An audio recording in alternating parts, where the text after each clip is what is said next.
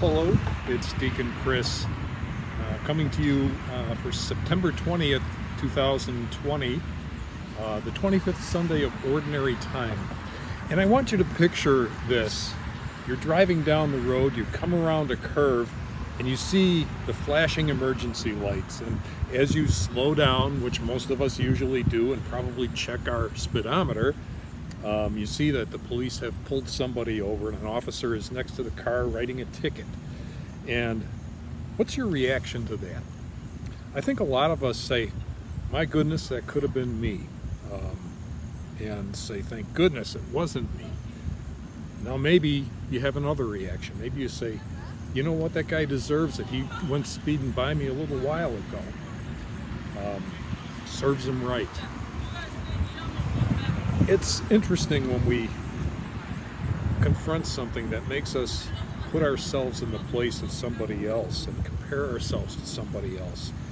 I don't know if you're like me, sometimes you do find yourself going a little bit too fast. Think about how we justify ourselves. Now, if it was you that got pulled over, or me, I'd probably be thinking as the officer's approaching my car, what excuses can I make? How can I talk my way out of this? And it kind of puts a shoe on a different foot. We kind of like to excuse our bad behavior. Our gospel today gives us a really interesting message. It's from Matthew chapter 20.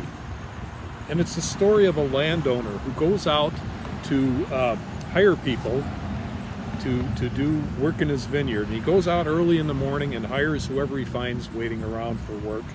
There wasn't enough, so he goes out at 9 in the morning and hires more people.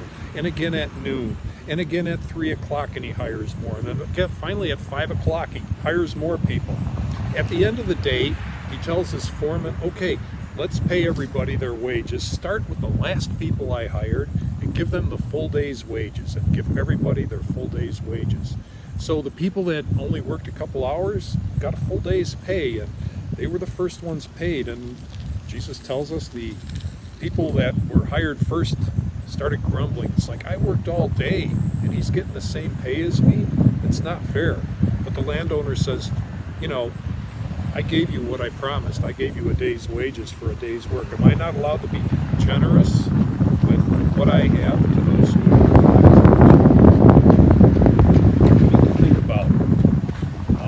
God's ways being kind of different than ours?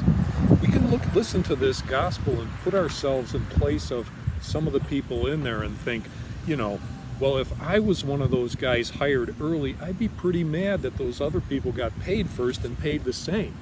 Or we can be like the landowner and say, you know, I wouldn't run my business that way. That's not a way to make a profit. The sad truth is, if we're really honest with ourselves, we're probably more like the people that are hired late. You know, late in the day. And God's mercy is so wonderful that even though we turn to Him late in our life, even though we continually sin against Him, He's there with His mercy, with His generous mercy to forgive us. Listen to the first reading from Isaiah. Seek the Lord while He may be found. Call to Him while He is near. Let the scoundrel forsake his way and the wicked his thoughts. Let him turn to the Lord for mercy, to our God who is generous and forgiving.